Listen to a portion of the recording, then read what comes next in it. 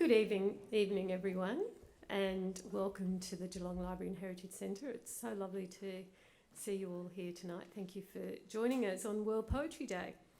My name is Vanessa Schoenekow. I'm the CEO of the Geelong Regional Library Corporation, and I am delighted to welcome you all here tonight. I'd like to start by acknowledging the Wadawurrung people of the Kulin Nation and the Gulidjan and Gadabanud peoples of the Maar Nation as the original owners of the lands on which our library services operate. And this beautiful building is on Wadawurrung land. We pay respect to elders past, present and emerging, and I'd also like to acknowledge and celebrate First Nations people as the custodians of learning, literacy, knowledge and story, and any First Nations people who might be joining us tonight. So the World Poetry Day is one of our key annual events. Last year, if you were here, you might remember, it was really the first time many of us had come together in a room with other people for following restrictions. So for some of us it was a bit strange. But tonight, hopefully you can relax and enjoy being here. World Poetry Day, we also value as a way to show support for the many very talented poets of this region. And as well as that, internationally too. Tonight's event will feature a poetry readings by 6 local poets, as well as our virtual writer-in-residence, Louis Glazard, who will be joining us remotely from the UK. I think, although he's a Yorkshire lad, I think he's actually in Manchester. And we'll enjoy a break with refreshments halfway through the evening, as well as some very special announcements later in the night. I'd also like to let you know that tonight's event is being recorded and will be available to view on demand through our YouTube channel. And if you'd like to watch it again or share it with friends and family, you can send them the link. And for now, I'd like to introduce you to our MC for the evening, himself a poet of very high regard, Professor David McCooey. And David, before I start reading how wonderful you are, I would also just like to personally thank you for your involvement in the local Word event we held earlier in the year, and I'm just thoroughly enjoying working with you and Bonnie from Deakin, so thank you.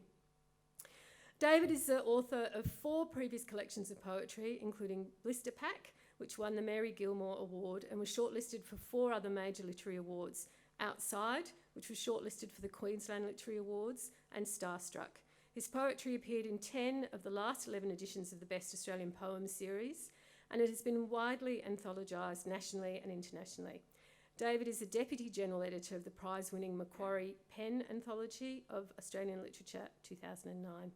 And last month we were thrilled to host a book launch here for David's 5th publication, The Book of Falling, which has been hailed as an extraordinary collection covering the full tragicomic spectrum of falling, from pratfalls to tragic demise, from accident-prone parents to ruinous celebrities. Please join me now in welcoming David McCooey.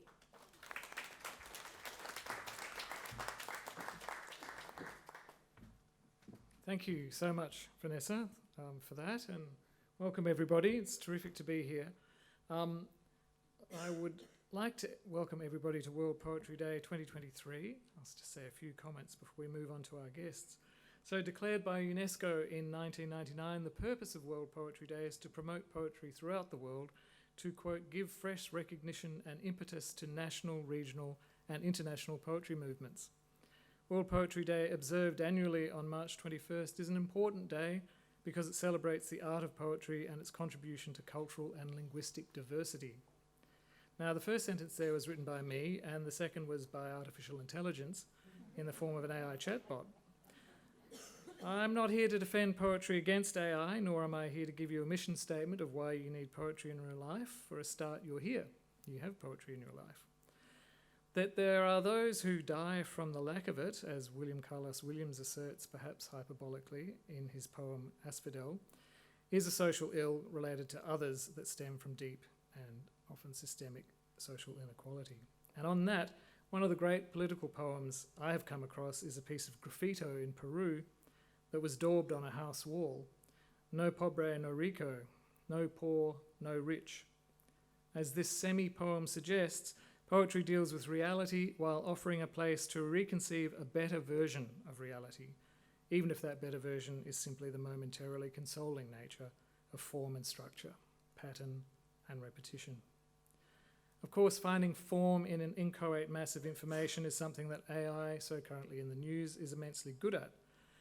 So needless to say, I asked my chatbot why World Poetry Day is important, and it came up with a bunch of good but bland reasons that I won't bore you with. So I instead asked it to write a poem about the armadillo. I'm not quite sure why I chose that as a subject, perhaps because Elizabeth Bishop wrote a poem called The Armadillo. So the chatbot was so addicted to rhyme that I had to put in a different feed, which was write a poem that was not rhyming about the armadillo, and it came up with this. Shielded by armour, rolling into a ball, the armadillo survives despite being small. So much for no rhyme. A creature of the night, digging deep in the dirt, it wanders and it roams in search of hidden worth. So that's no Elizabeth Bishop, but the second half isn't bad. Like a real poet, I think the chatbot has chanced upon something poetic.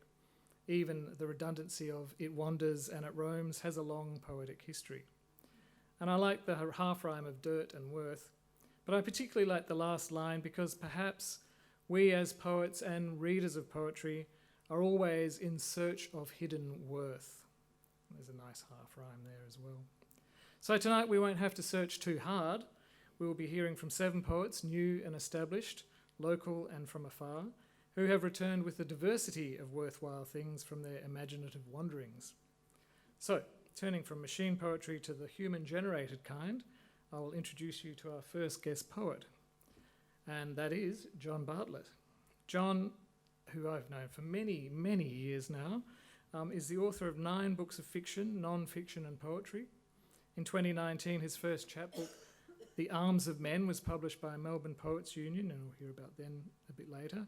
And in 2020, his poetry pamphlet, Songs of the God-Forsaken, was published by Picaro Poets. And his first collection, which I believe is over there for sale, Awake at 3 a.m. by Ginninderra Press, also in 2020.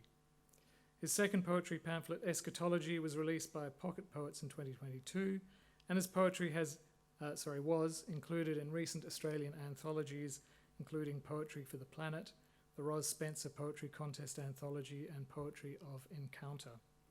He was the winner of the 2020 Ada Cambridge Poetry Prize and highly commended in the 2021 Mundaring Poetry Competition. I just sound a little surprised there because I used to live in Mundaring about 50 years ago. He reviews and podcasts at beyondtheestuary.com. John, please come and read your work.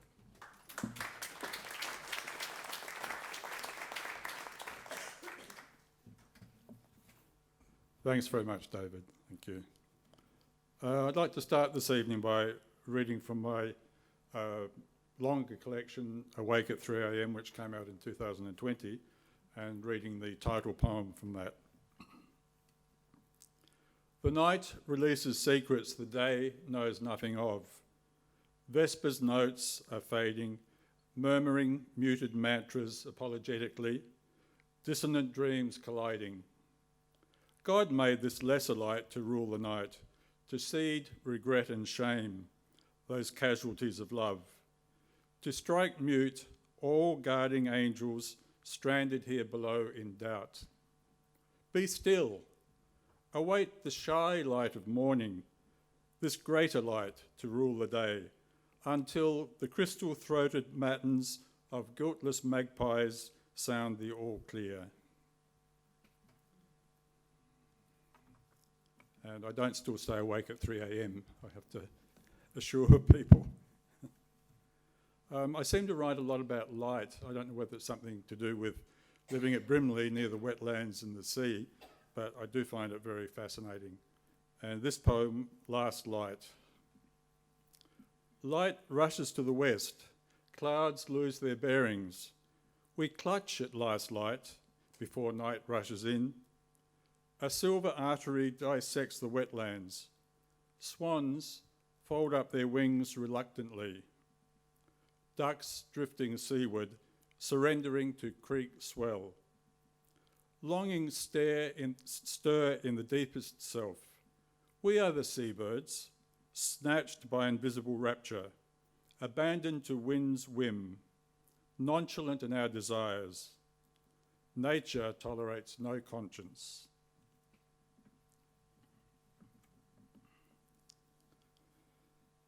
And the last poem I'd like to read from this collection, I've entitled Friendly Fire. You may remember 40 years ago there was another epidemic going around the world, HIV/AIDS, and I arrived in Melbourne just a few years before it started to happen, and this was my response to that epidemic.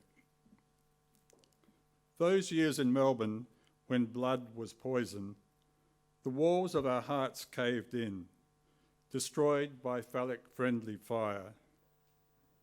The rooms of our youthful dreams laid open to the teeth of premature winters.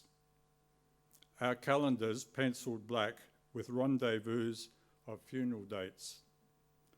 They slipped away, those men, like soldiers on the Somme front line.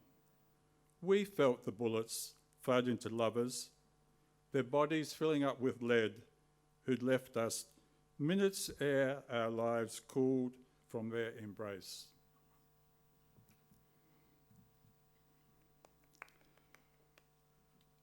So I'd like to read another poem from my pamphlet, which came out also in 2020, Songs of the God-Forsaken, entitled Your Name.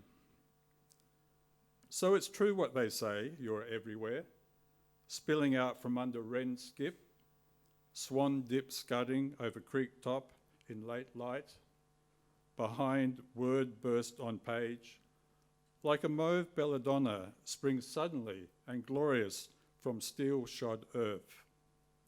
Yet when I call you God, you stay silent. You have a new name, a secret name I heard once as a door was closing inside a dream.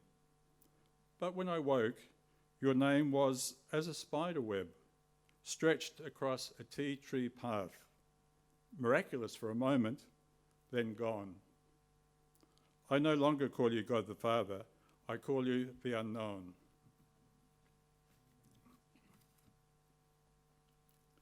And I'm going to read another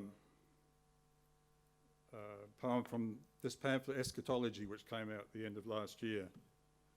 And I suppose in those times we were very fascinated during lockdowns and that with a lot of our own thoughts and our own ideas. But I wrote this poem, I think, in response to that. I've called it Noli me tangere, which is a Latin phrase. And it's the phrase, according to the Gospel of St. John, that was what Jesus said to Mary Magdalene after the resurrection. And I remember when we were studying, we were always given that do not touch idea as something you shouldn't do. But I've come across another translation of Noli me tangere, which is cease holding on to me, which I think is quite a different sort of approach to that idea altogether. And I dedicated this poem really to all the people who suddenly died from COVID that seem to remain nameless. And the time when touch was a thing that we were so nebulous about, we just didn't know what to do with touch, did we? Here in the Museum of Misplaced Touch, we wait, in sudden excavation from our layered lives. Do not touch this archaeology of flesh, for we are irreplaceable, and in this altered state, pupate. We crystallise, cocooned within our lives of stories. On borrowed air we measure out last breaths, entombed within sarcophagi, while around us tread the acolytes of light, but softly in this ceremony of sacred. Priests in sacerdotal white process us to the chamber of unbearable loss, where we pause, till, snatched, updrafted, we rise, migrate, swarm, a symphony of blue. We are butterflies, confetti in the silver air, where familial arms reach down to touch us, to claim us, to embrace. We abandon our extravagance of memories on earth, where ghost lights burn, recalling all our thens.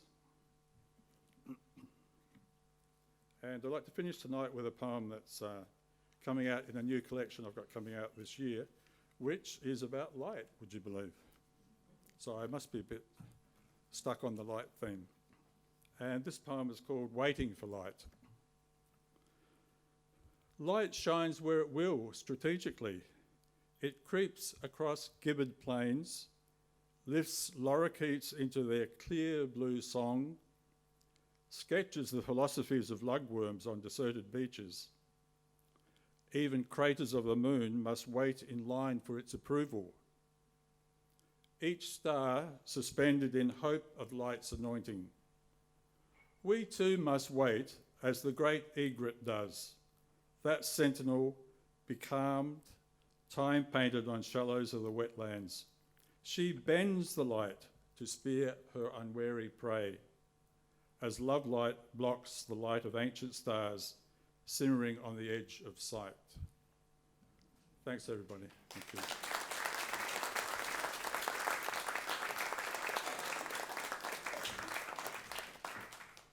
Thank you very much, John, for that. Next up, we have Rosemary Blake. Rosemary grew up in Australia but lived in Canada for many years and has published poems in Canadian literary journals such as The Fiddlehead, The Antigonish Review and Grain, as well as others. Her collection Wintering, which I also believe is down there, was published by Ecstasis Editions in Canada, and her work here has appeared in the Best Australian Poems, Prayers of a Secular World, Australian Poetry Anthology, Poetry New Zealand Yearbook, and others. She has received scholarships to the Banff Centre's residential writing studio, and she attended the University of Melbourne as an undergraduate and later did graduate studies at the University of Toronto. Rosemary.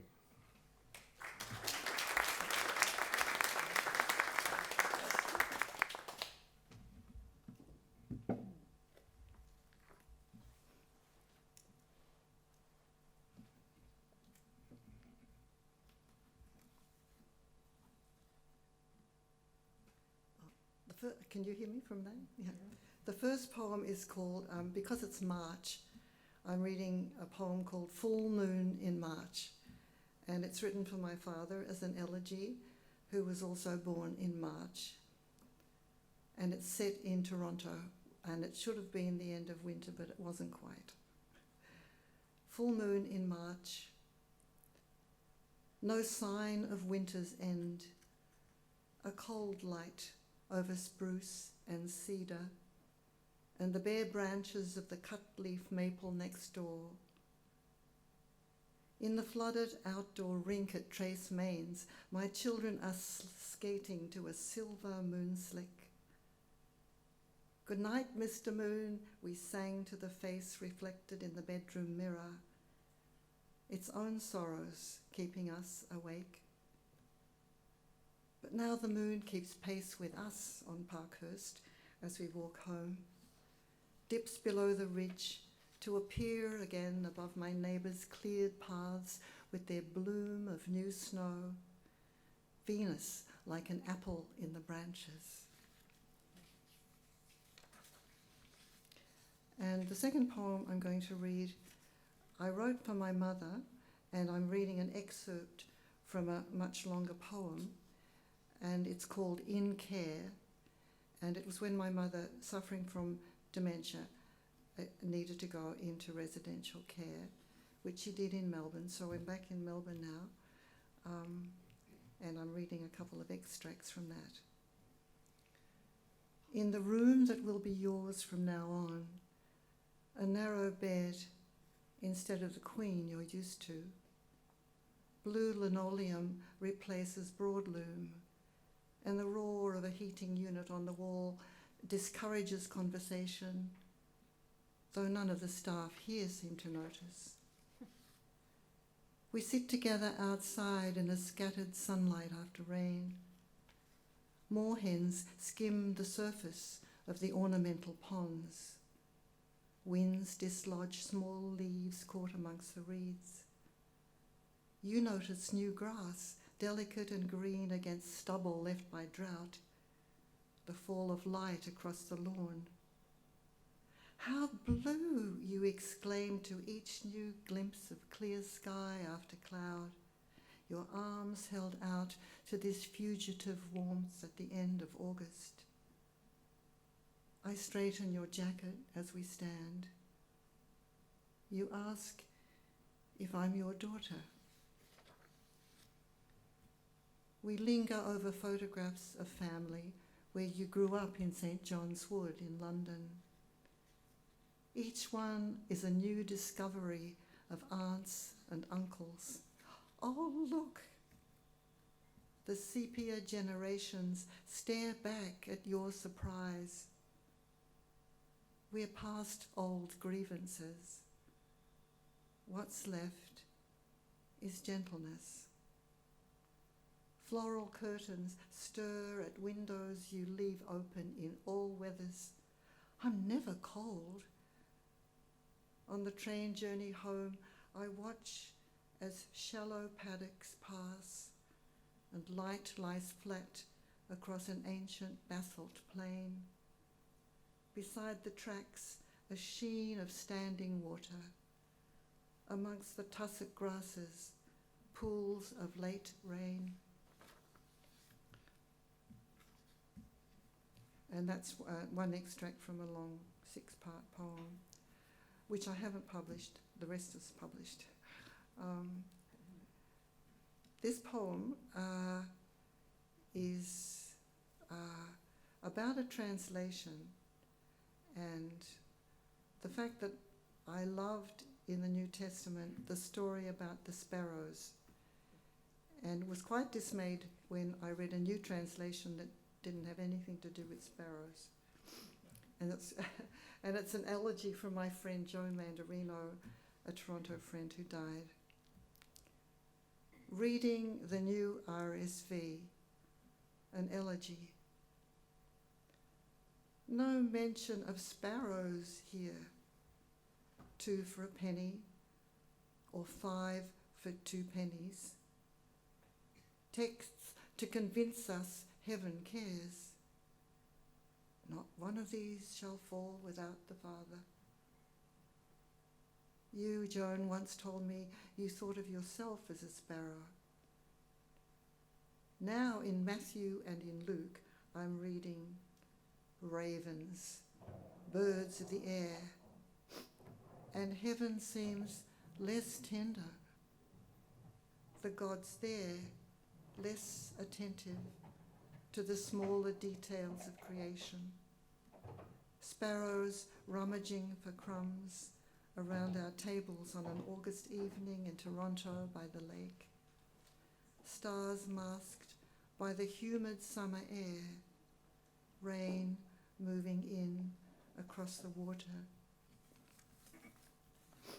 And I'm going to read, the last poem is from my book, Wintering, which was published in Canada, as David said. And it's a book about the two hemispheres I really live in, because I lived for 30 years in Canada and I'm also a Canadian citizen. And each country has helped me understand a little better and appreciate the belonging I have to both. This is called Time Zones, about a trip back to Australia after so many years. And I dedicate it to Terry, who's from Sydney. Time Zones. At Sydney's Botanic Gardens, elm, oak and ash are bare, wintering with Norfolk Island pine and swamp mahogany. What were we thinking of back then?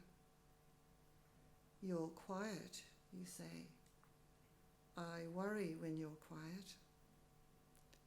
Beyond Circular Quay, gulls follow the wake of mainland ferries or float alongside on the drifts of air. It's years since we saw the headlands at the entrance to the harbour, or walked where tea tree and casuarina grow so casually along the boulevards. Driving at night through bush, the small blue light of high beam pulses faintly on the dashboard. The smell of gum trees fills an open window. our headlamps light the white leaves by the roadside. Thank you.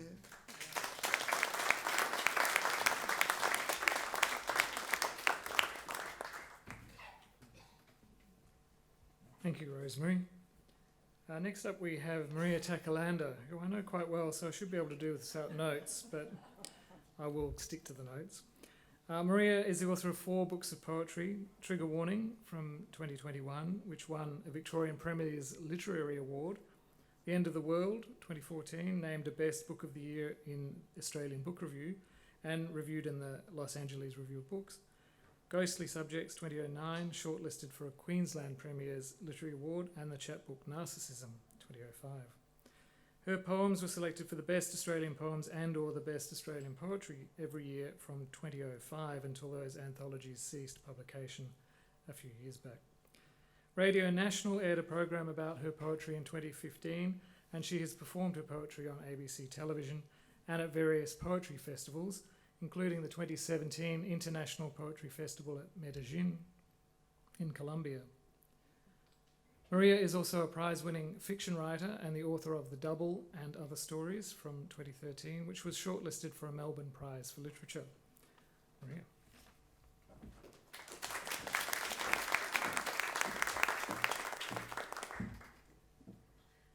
Thank you very much, David. I'm very disappointed you couldn't do that from memory. That's all right. I'm going to read 4 poems from my latest book, Trigger Warning. And I thought I'd read you what I like to think of as my lockdown poems. Not that I necessarily want you to be reminded of that terrible time in our lives, but the lockdown did present something of a challenge to a poet in terms of finding subjects, in terms of finding material, particularly when that poet was almost finished writing a book and had to finish pronto. And then I discovered how strange the everyday things we live with really are. Does anyone have a mirror, for instance, trapped inside their closet, the kind when you open the door, the mirror swings open to you? Okay, good. Some of you are on the page with me already. This one is called Closet Mirror. Mostly it waits inside, nestled with apparel, padded hangers, the docile leather and lace of old shoes. From time to time, it glimpses a silverfish, possessing its own reserve of metallic silence, before the alien glint is gone. It is looked in on, now and then. Each time, it opens itself to the day like a child, humbled by lavish blessings of sun. Lately, it has noticed small changes, corruptions, blemishes, strangely hard to define, but then the dimness is restored. Perhaps it is not proper, after all, to reflect on such things. On the top shelf is a ziggurat of photo albums, each volume preserved by thick plastic. Under the cloth of night, there are visions, suddenly claustrophobic. These are probably poems you won't go to, much less, but you know, that's okay. I'm happy if you laugh. You know, I think it's okay for poetry to give us a bit of joy, to just be fun. There you go. That's the spirit we're after here. That's the vibe we're going for. All right, the second poem is going to provide you with a historically informed view of the telephone, for those of who remember when the telephone was something that was stuck on a wall in the kitchen or the entrance hall with a curly cord attaching the receiver to the device. And when it rang, you ran to answer it. Telephone. It could shatter darkness, set us bolt upright and panicking through the broken night to show our devotion. Then, as we stood barefoot and barely clothed, it would think nothing of abandoning us to the cold physics of a dial tone, the toxic chemistry of our hearts. No, it wasn't always good to us. Never warned when tragedy was on the offensive, never protected us from cold calls or perverts with an excess of breath. Still, it was everything. We would have been so alone without it. We wrote love songs and made all those films in the throes of our technophilia, flexing taut curls through our fingers. Looking back, the romance seems so old-fashioned, so unsubtle. How can we not feel embarrassed? Of course, we were young then. Look at us now, free of brutalist bakelite and wire, revolutionary in our intimacy. Goodness, we barely have to speak. Our future is a sure thing. In bed we glow, radioactive for each other.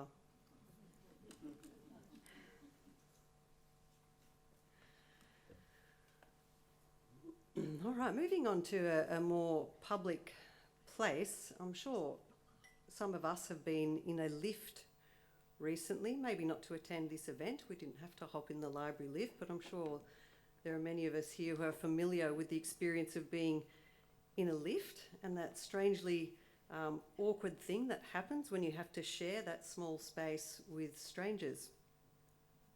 So this poem tries to capture something of that. It's called Lift. First comes the melding of steel like a modesty curtain. Then the quaint ding, clinical in its timing. We stand shoulder to shoulder, boxed in. The silence that descends is unknown even in the otherworldly hearing of moths. Nothing can be given away, even though every now and then someone gauchely gives in. We jostle like sheep, the whole process excruciating before one or two are released. The relief can only be theorised. The doors seal over again like the mercury surface of a well. The rest of us are left, a herd of the living burdened by the gravity of flesh. How we long for transfiguration. To be frank, any disappearing trick would do. There are two symbols, occult triangles, up high, the eyes of providence. One points to heaven, the other to a basement of dust.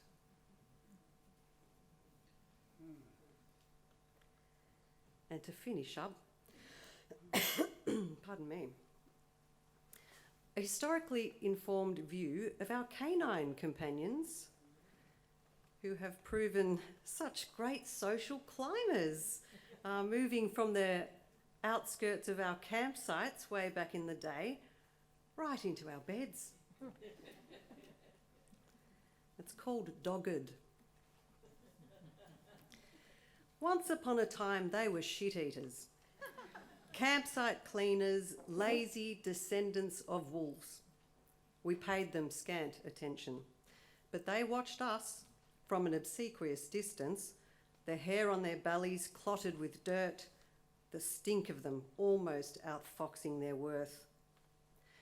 The firelight sheening their eyes made them seem blind, but they had a preternatural understanding of our vanity, of what pleases us. They licked us like their newborn, offered their warmth, bore our lice. They surrendered their loyalty, forsaking their own kind, reserving their teeth for our enemies. They bound themselves to the present, not having the luxury to imagine a future for their genes. Only after generations of patience did they dare lift their heads. It was then they noticed modernity and saw their opportunity in all that affluence. They sampled the coquette with arched eyebrows and tilted chin. They imitated shame so well, we named it after them. And how we applauded their childishness, which redeemed our secret ambitions for lives of sleep and play. Not that they could take any real credit. After all, it was mirror neurons firing inside their brains that copycatted our species' routines. Evolution has no advocates per se, nor does it matter who is to blame. The Canis lupus is now familiaris. It made it all the way. Look at this one, wearing a knitted vest, snoring on the couch, a teddy bear tucked between its manicured paws, And here I am, working for its dinner. Cuckoos, social climbers, geniuses, they even replicate our smiles. Thank you.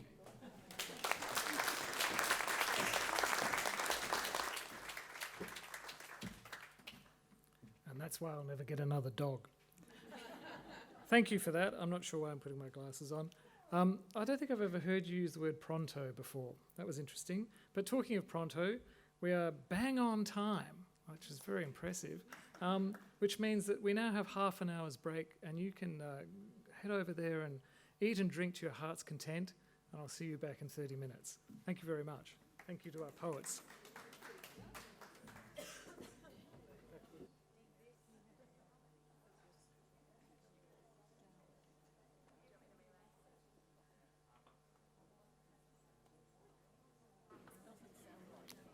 Welcome back to the second half. I hope you are thoroughly nourished. You can have some different kind of nourishment now. A couple of housekeeping things before I go on. Just a reminder in case you don't, or pointing something out in case you don't already know, there's a book table back there, which I have been kind of referring to. So afterwards, if you want to buy a book and get one of our poets to sign it, now's your opportunity.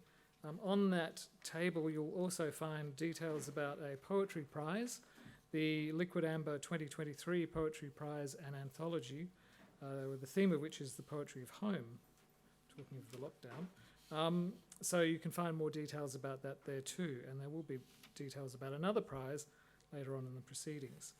So, welcome back, as I say. Our next poet is Wendy Fleming,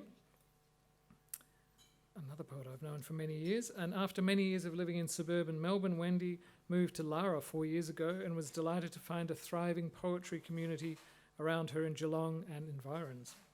In particular, she thanks the small poetry group which nurtures her poetry efforts. Wendy's poetry has been widely anthologised, and in 2014 her first poetry chapbook, Backyard Lemon, was published by Melbourne Poets Union, I told you I'd mention them again, and launched by Kevin Brophy.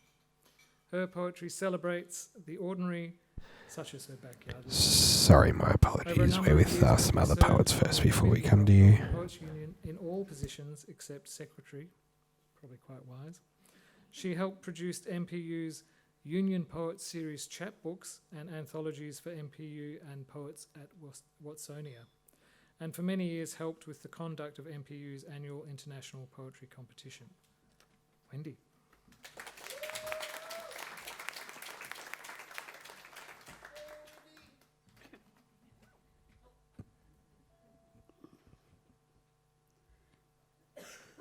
Thank you.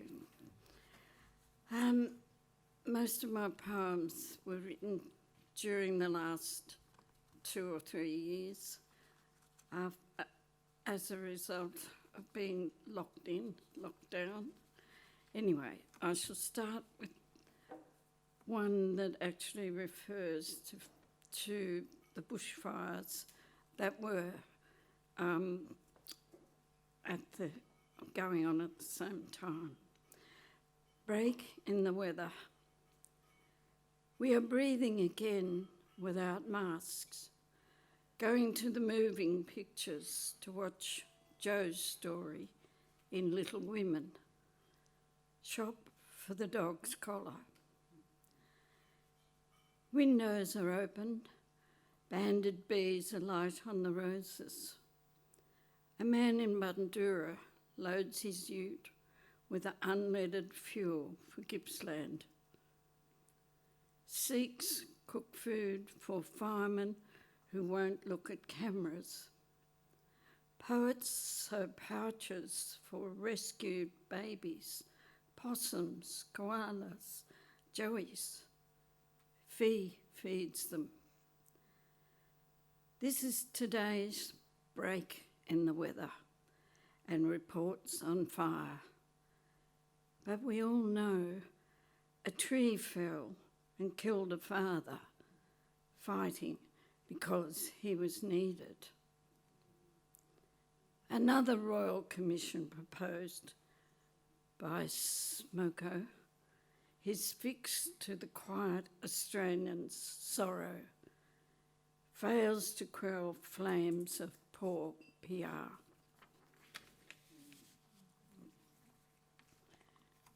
And these are more related to being a resident in Lara. All through, this one's called Snippets. All through 2020, I spelt calendar with an E, couldn't spell Africa, or go to the nail therapist, the one that nails, lashes and spa, who does SNS, makes me look medieval or just plain evil. Closed on Monday, open Sunday. My fingers a short-nailed symphony, completed pink with acetone descant. People died in 2020.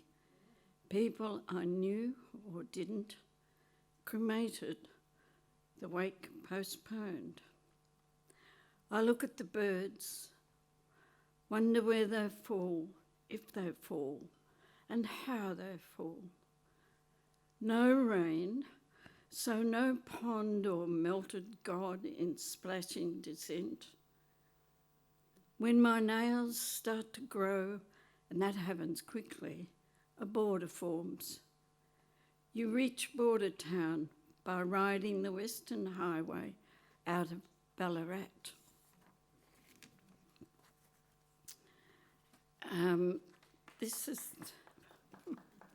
This is an attempt at an Hiban. After a very cold night, I empty the hot water bottle into the geraniums. Sun shines on my face as I venture out to do once a day shopping, a newspaper, bread, cheese, potatoes, strawberries.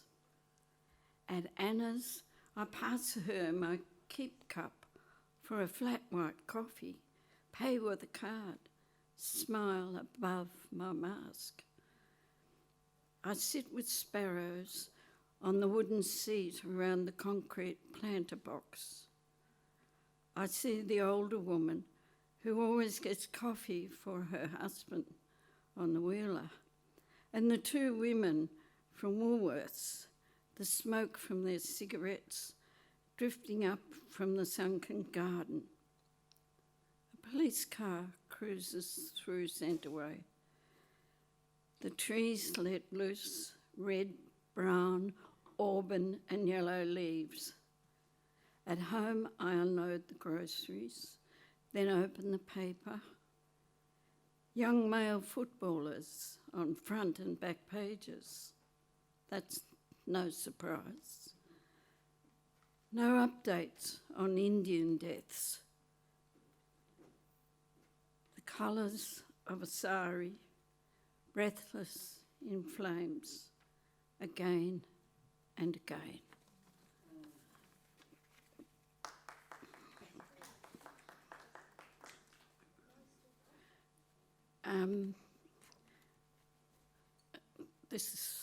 This is called On the Western Highway. All day we drive towards soft hills, blue-breasted, foggy cleavages, the swish of the wheels, you breathing deeply, not quite snoring. I keep eyes on the road. We never seem to climb, never reach the hills. Fog remains on all sides across the paddocks, through the gums, bumbling over the road. The smell of burnt straw, a bit like cider, in the cabin of the car.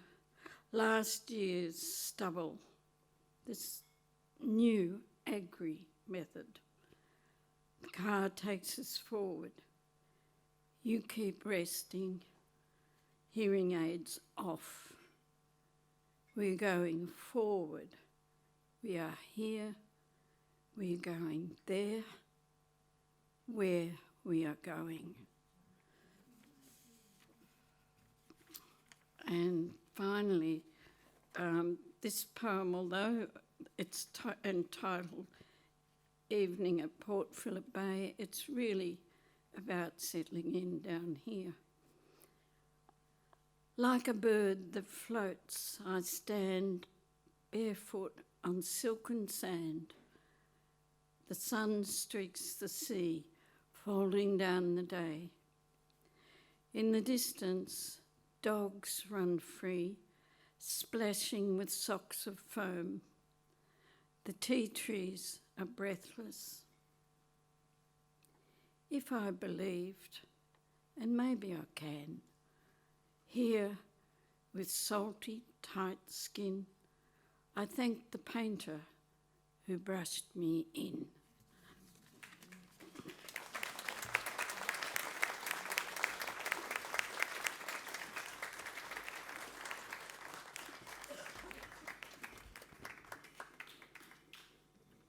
Terrific. Thank you very much, Wendy. Next up, we have Anne Elvey. Anne lives and works in Boonwurrung country in Seaford, Victoria. Her latest poetry collections are Leaf and from 2022 and Obligations of Voice, lovely tinkling noise that is, from 2021. Her collection Kin 2014 was shortlisted for the Kenneth Slessor Poetry Prize, and Anne has recent essays on poetry and poetics in New Directions in Contemporary Australian Poetry from 2021. It still goes on. And Imagination in an Age of Crisis from 2022. She is an adjunct research fellow in the School of Languages, Literatures, Cultures and Linguistics. They get a lot in there, don't they, at Monash? And an honorary research fellow at Pilgrim Theological College, University of Divinity. Anne. Thank you, David, and thank you for having me. Particularly thank you to Yvonne and Gillian. And I'd also like to acknowledge that I'm here on Wadawurrung country and that I do most of my work and writing on Boonwurrung country.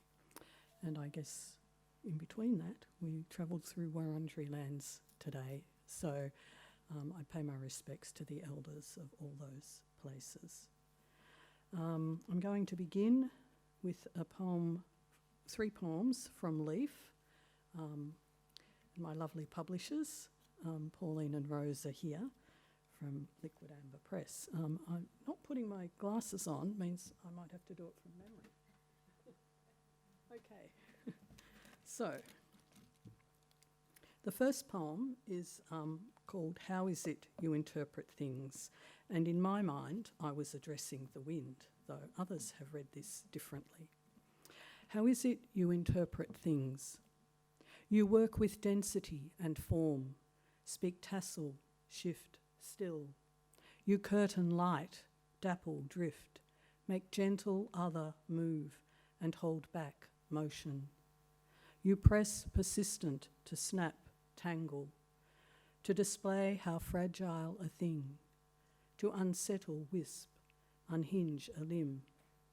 You advance, you wait, seen in your reading of mass and ply, against the bend and the pull of a solid. You ebb, you flow, like a liquid handling a thing. The next poem is called Luring Water, and it was written for a Red Room Fellowship shortlisting commission, and I have to thank Pauline again for some conversation around Coast Banksias that fed into this poem. Luring Water with Coast Banksia, Banksia integrifolia. With filaments thread by threaded hand, they delve into the mineral grains and standing lure water from the sand. Spreading roots in coastal land, they follow a want through porous veins, with filaments thread by threaded hand.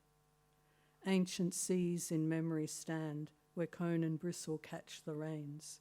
Jagged, they lure water from the sand. Companion acids they have planned to gather up moisture like a skein of filaments thread by threaded hand.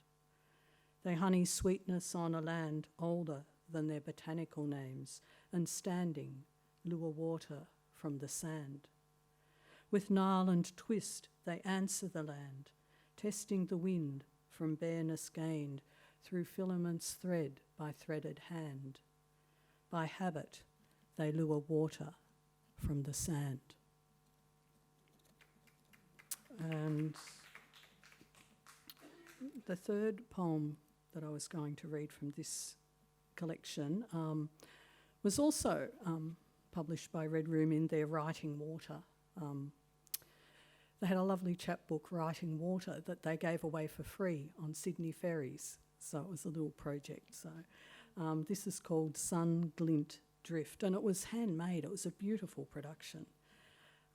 Sun Glint Drift, a name for what speaks this day to water, as creek replies, mirror. A woman is not the scene. This is private talk. Though she witnesses a multitude of small sparkles unshifting on flow, a possibility of cooperation in reflection, where currents are both repeated and new. The woman disappears into its age, a visitor, who might be, but is not quite estranged.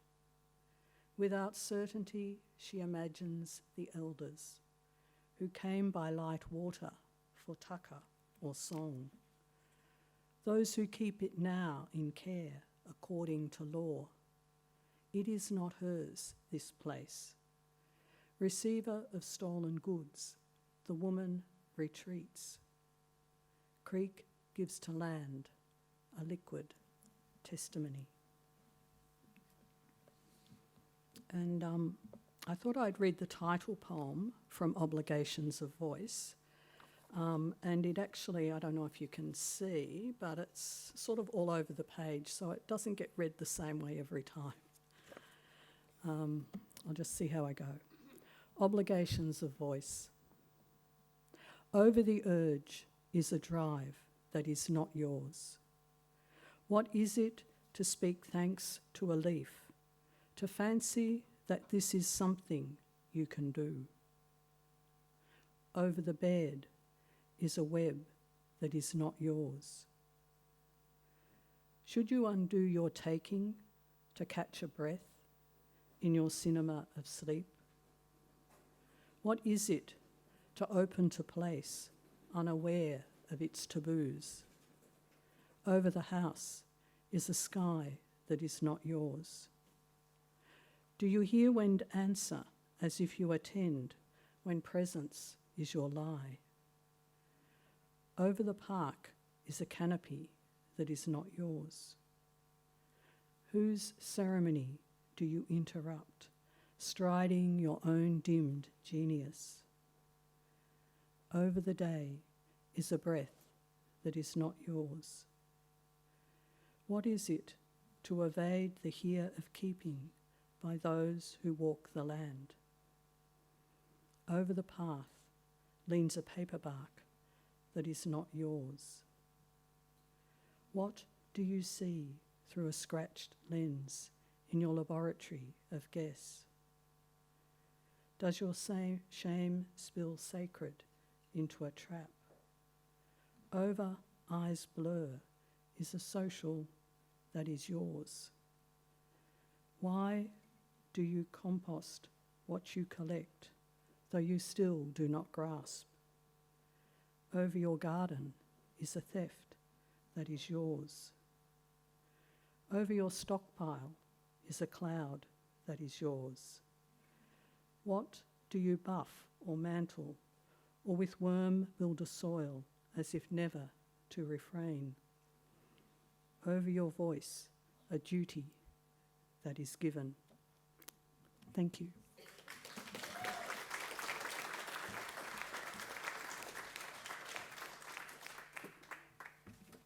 Thank you very much, Anne.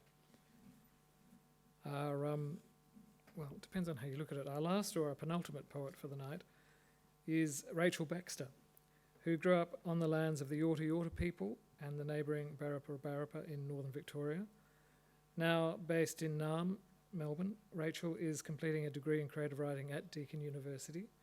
She was published in the Hunter Writers Centre 2021 Grieve anthology with her poem Gravel Road Wall, and was awarded a highly commended in 2021 for a short story in the Deakin annual Judith Rodriguez Prize, named after a poet. In 2022, she was shortlisted in the Lord Mayor's Creative Writing Award for a short story and shortlisted for Deakin's Judith Rodriguez Prize for her memoir piece, Life in Another Country, a Field Guide. Rachel.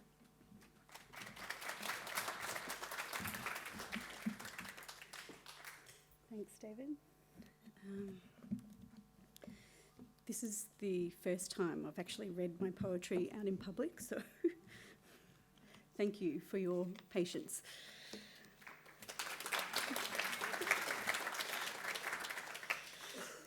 So I developed a crush on Billy Collins when I first read his poetry.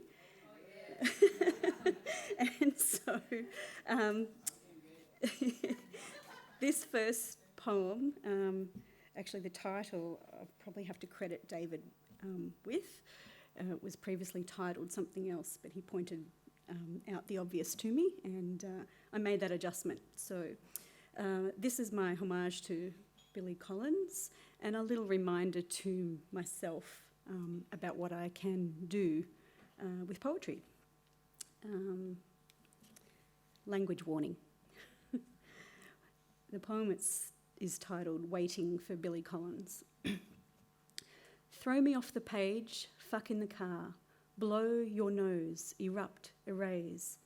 Stand at the window, listing, lying, fuck in the shower, alphabet sponge for mopping, moping, groping for meaning. Look out, look further than the yond, further than that, be. And time? Sure. Make it move, stand, make it wander, make it a boy, a horse, make it coffee granules or your aunt's moustache. Let it settle over the druffin mape, let it start the tockless clocks, schedule the surprise interruption, blow the downbound whistle. Oh, and questions? Yes. An erotic team of confidants swerve through fields, dodge your go-karts of tender inquiries, crashing the first gate, swiping the all areas pass, barging, cheerful, charging, murderous, frilly, lighting your view at the window, waiting for him and me and Billy.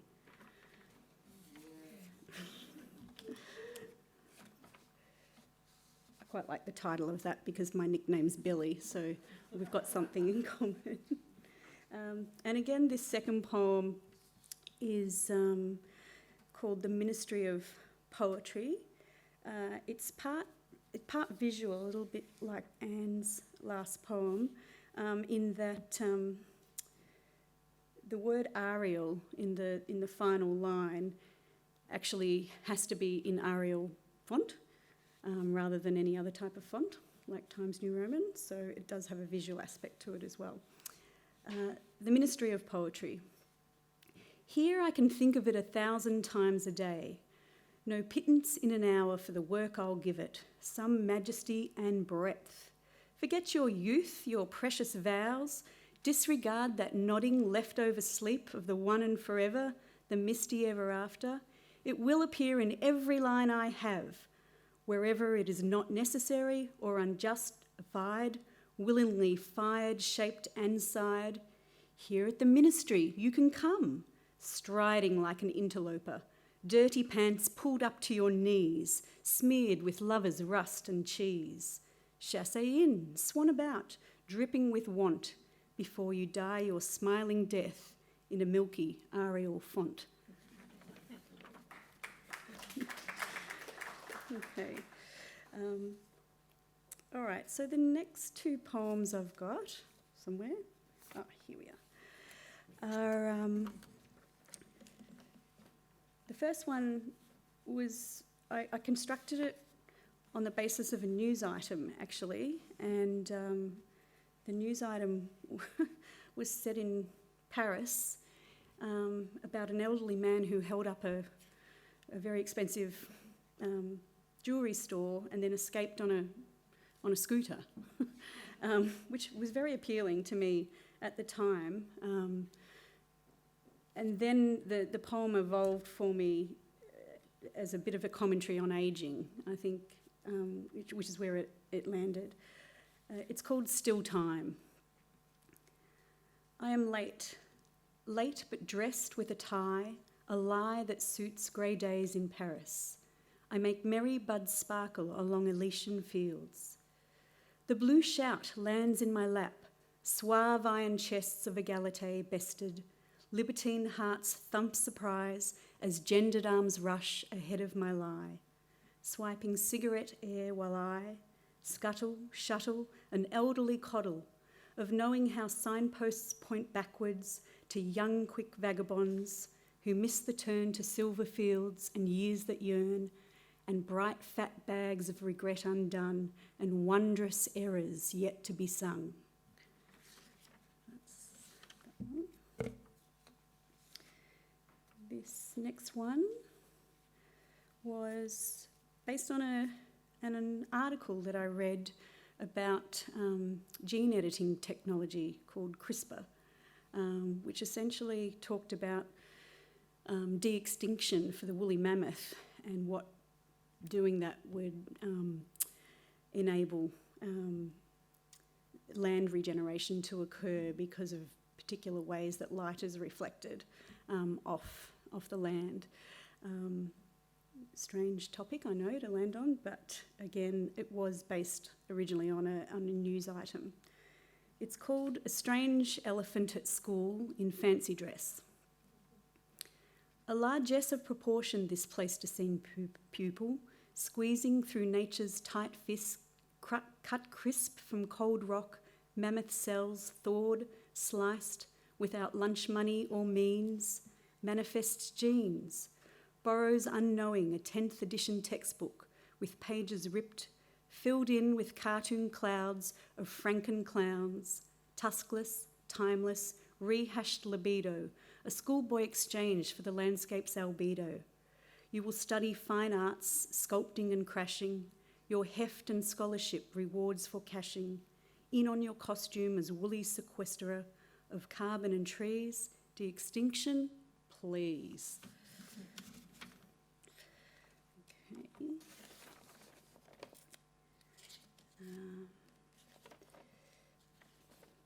So I've had one poem published, which is called, it's actually called Gravel Road Whale, and it was based on the death of a friend. My good friend Liz is here tonight, and it was her late husband, Ian, who passed away. And driving back from the country, one day a big sound came up and out of me, and that's what this poem is about. It was published in the Grieve Hunter Writers Centre anthology in 2021. Gravel Road Whale. You structured your death, scheduled, precise, choosing your gift box like a joker, the forecast for the parade. 28 degrees, an ice cream van out the front, blueberry heaven, a wafer cone points to the dirt, salty aqua splashes on my white canvas shoes. I was driving a month later on old country bends. A large sound came up and out like a faulty siren, grief in stereo. On the side of the road I stared at the intricate gravel, my head low, counting the pebbles in 4/4 time, despairing, amazed. I had volume, baying at the trees, the careless universe. In the city, I take the train, reading a book too close to my face, breathing through my feet or the top of my head. A man with a crossword asks me to spell monocle, M-O-N-O-C-L-E, I think. I'm grateful for this interlude. Who knows when the gravel road whale might come? Uncensored, thunderous, and there are no pebbles here to count. The next station is Glenferrie. One. And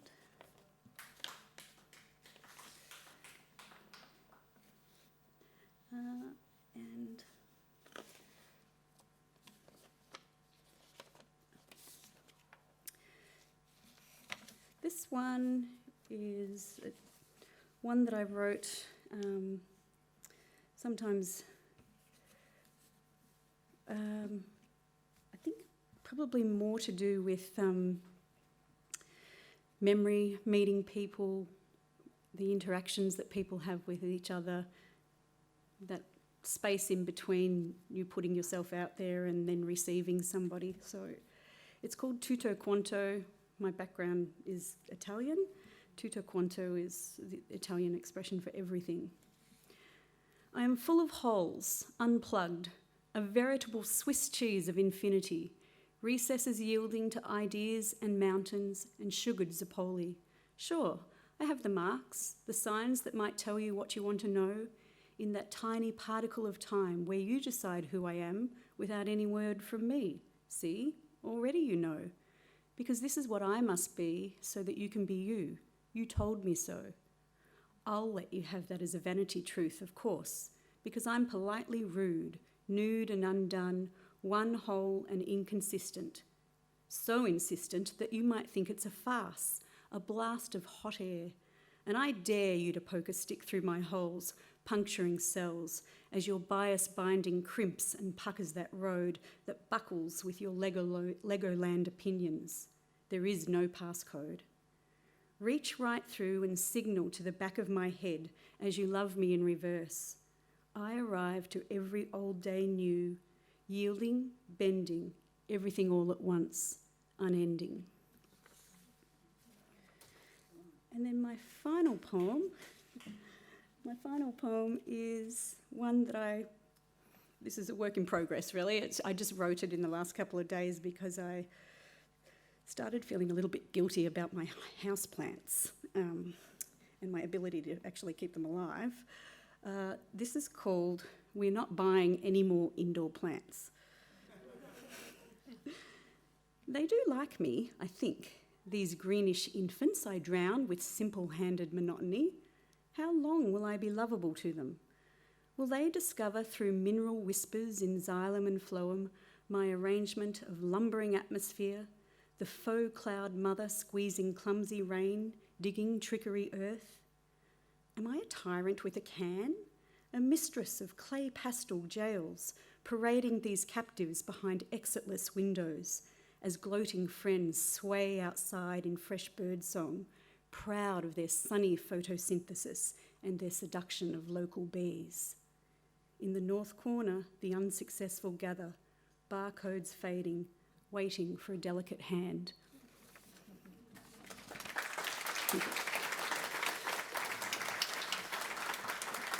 Thank you.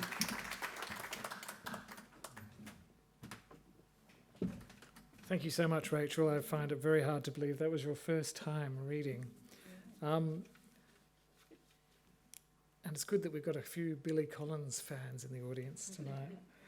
So we still have one poet to go, not present on the stage, but it's now my pleasure to introduce our poet from afar, Geelong Regional Library's virtual writer-in-residence, Louis Glazard. Louis is a working-class queer writer born and raised in Yorkshire, in England, and he has worked primarily as a poet, and he's been published nationally by magazines including Untitled Voices, Queerlings, Polari Press, and more.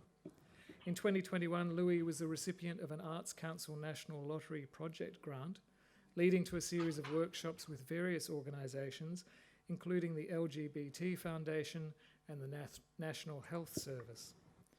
In 2021, Louis released his debut poetry collection, Human Men. Last year, Louis wrote on grief for BBC New Creatives North, and 5 Stages was commissioned in partnership with BBC Arts and Tyneside Cinema, and was published on BBC Radio 6 in May 2022. Louis is a writer-in-residence for Melbourne City of Literature and Geelong Regional Libraries. In this role, he has conducted a social media takeover of the library's Instagram account, and he will be hosting an online poetry workshop as part of the Local Word Writers' Festival later this year. Please join me in welcoming Louis, who joins us virtually from Manchester, England at 8:40 in the morning. Hello everyone. Thank you for having me. I'm very grateful to be here. Yeah, it's very early, but I'm gonna. I've made a reading of a poem, and this poem is a duo poem, so it's in two parts. It's kind of got themes about being working class, and it's kind of about how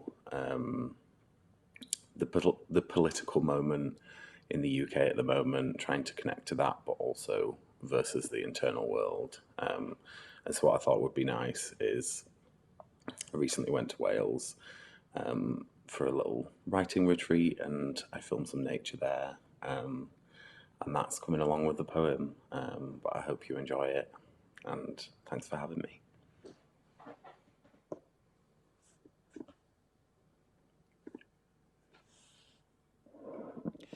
When the voice breaks.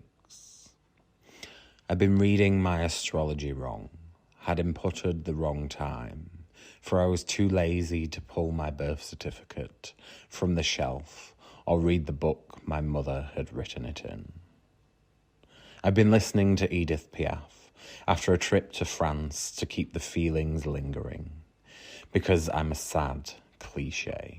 Sitting in cafes, typing up old poems that I hope some distant person pulls from the earth like sickly weeds. I stop watching the news for a week and then learn everything bad that has happened in 10 minutes, like it's a bundle of undiscovered letters.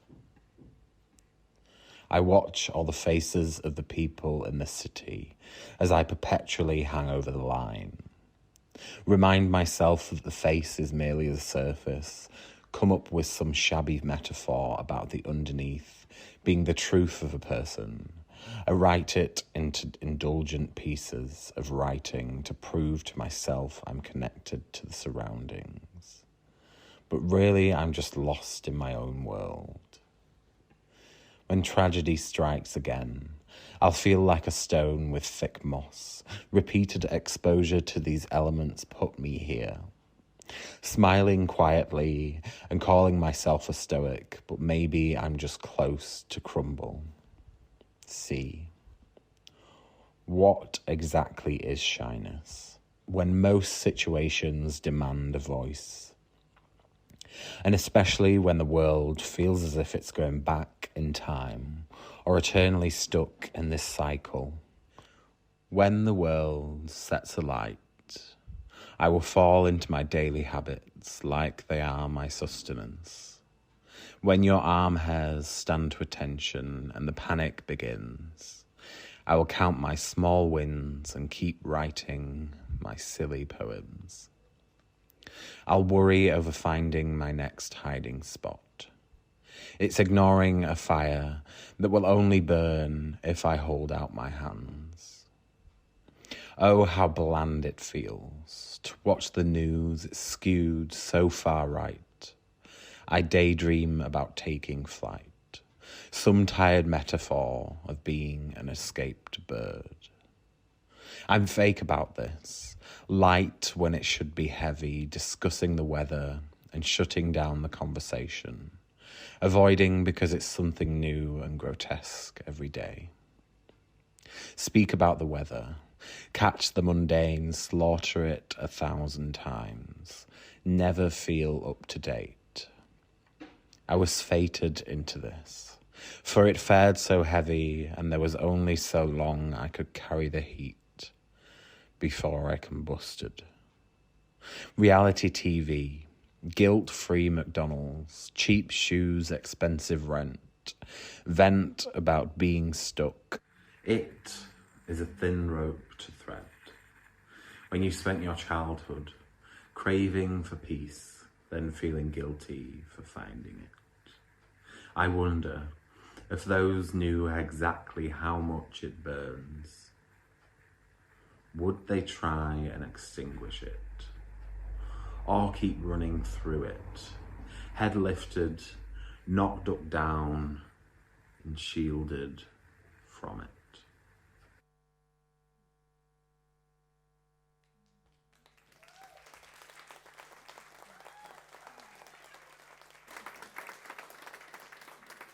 Thank you very much, Louis, for that terrific poem and video. Louis and I met virtually a few weeks ago when we had the pleasure of judging a prize which I'm about to talk to you about, which is the Local Word Writing Prize.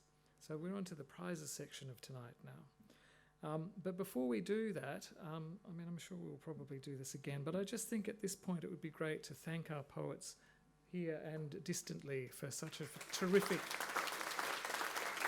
set of poems. I don't think we need to have chatbots telling us why World Poetry Day is important. So as I say, Louis and I worked together along with the CEO of the library, Vanessa Sheneko, at the inaugural Local Word Writing Prize, which is sponsored by Deakin University and Geelong Regional Libraries.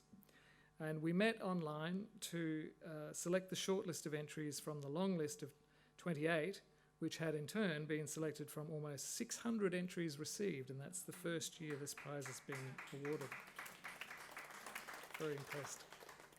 The shortlist we selected are 4 diverse and powerful works ranging from realism to lyricism and allegory.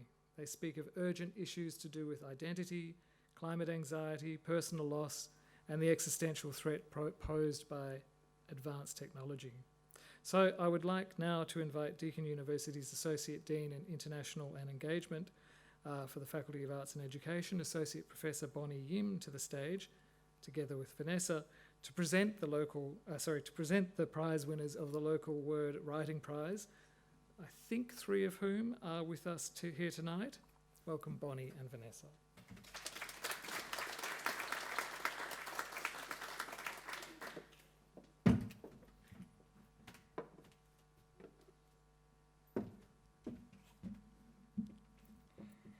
Good evening, everyone. Thank you for having me here, and it's such a wonderful event. And thank you for all the beautiful poems that I have enjoyed in this evening. Deakin University is pleased to support the Local Word Writing Prize. We commend the entries, in particular the shortlist. Each of the works offers powerful visions of the world we have and the world that can be imagined. I would also like to use this opportunity to say thank you to colleagues of Geelong Regional Libraries, particularly Vanessa, Cass, Gillian, and all the wonderful heroes behind the scene, and also my colleagues in Deakin University for all the efforts, and every one of you who love reading and writing to make this event happen. Thank you. In alphabetical order, I will now announce the 3 commended entries, each of which will receive $250 prize money. Congratulations, Chanane Gates, from Perth, Western Australia, for her entry titled Fingers. Let's join me to put our hands together, and congratulations, Chanane Gates.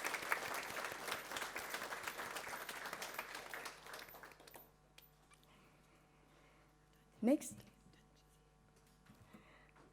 Congratulations, Maria Joseph, from Melbourne, for her entry titled City of the Drowned. Please join me to put our hands together, and congratulations, Maria Joseph.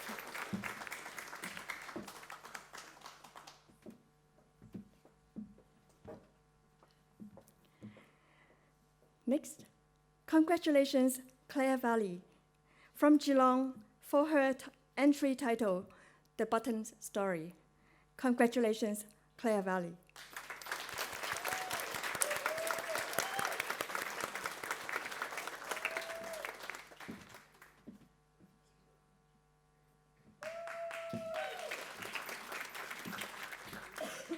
Now, this leaves us only 1 entry from the shortlist, which I'm very pleased to announce as the winner of the Local Word Writing Prize. Congratulations, Danny Nethercliffe. From Mansfield, Victoria, for her entry titled Telephone and Address Book.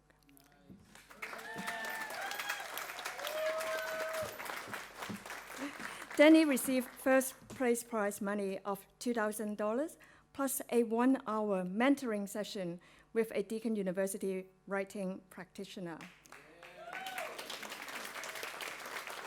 Congratulations to Danny and all of the shortlisted entrants and every one of you who are here today to support each other and for those who love writing and reading and listening to poems.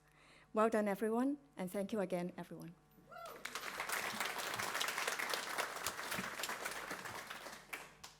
I'd also like to thank our great team. Kaz and Gillian and Kat's here tonight as well, and we've got some new people joining us tonight for their first shift. So, and of course, as you mentioned, Bonnie, other people behind the scenes who aren't here tonight. So thanks, team. Did a great job, as always. Thank you, Bonnie. Congratulations to all the prize winners, and thank you, David, for hosting tonight's World Poetry Day celebrations.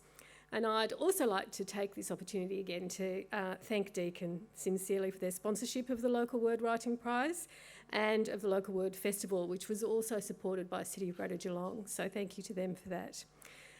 We truly could not have delivered such a high standard event without them. Which brings me to another big announcement, drum roll, for this evening. On behalf of Deakin University and Geelong Regional Libraries, I'm very pleased to announce a second prize, and one that is extremely fitting to announce on this day, the Local Word Poetry Prize.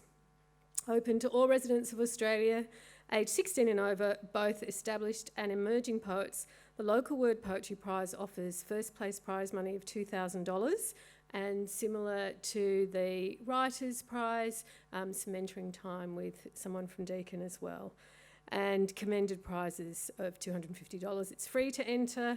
It will open for submissions on Saturday the 1st of April, so have a look at all our socials, and it will close on Saturday the 1st of July. So plenty of time to craft those poems that you've already got on the go. And the winner will, of course, be announced at the 2023 Local Word Writers Festival, which is on the last weekend of August. So you might recall last year it was scheduled for August and we had to cancel it due to that thing that we've reflected on a bit tonight, and it ended up being in November. So this year we're back to August and all details are to come. So thank you. And now I do have a final announcement for the evening, and I'm very glad that you're here, Patty, too, to share this with us. We would like to take this opportunity to thank a key contributor to tonight's event. This is our 11th World Poetry Day event, and this person has for many years been a great supporter and friend and advocate of Geelong Regional Libraries as well as public libraries in Victoria. She initiated this World Poetry Day event, bringing the idea to us 11 years ago, and has continued to volunteer her skills and time to bring the event to fruition each year. I'm sure you know who I'm talking about. I'm speaking, of course, of perhaps the library's greatest advocate and someone many of you will know, Yvonne Adami.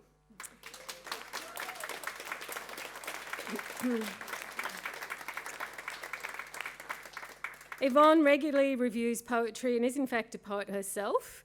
I remember back in the day at Belmont Library with your poetry workshops, and as well as reviewing poetry, your poetry has been included in several journals. Her chapbook collections include Walking Back, published last year. Another collection title was published by the Melbourne Poets Union in 2017 and launched in this very library.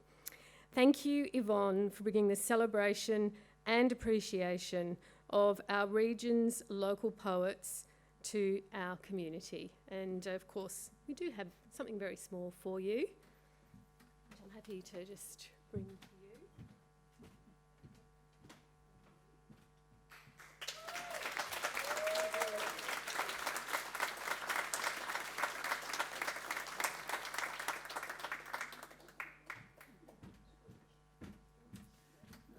Yvonne declined the opportunity for a speech, but I'm sure you can each catch up with her later. So this concludes our presentation for the evening, and thank you, Louis. Louis, if you're still with us, I don't actually know if you can see us. I know I didn't mention at the beginning, Louis has been with us all night, So has he been able to see us as well as hear us? Hi, Louis. Thank you so much. Thank you to all the poets who've shared their work with us tonight, to David and Bonnie, and of course to Yvonne. And don't forget, we do have some slam poetry sessions coming up here. They'll be on the last Wednesday in April, May and June in the early evening, and bookings are now open. So we hope to see you here again very soon. Thanks, everyone.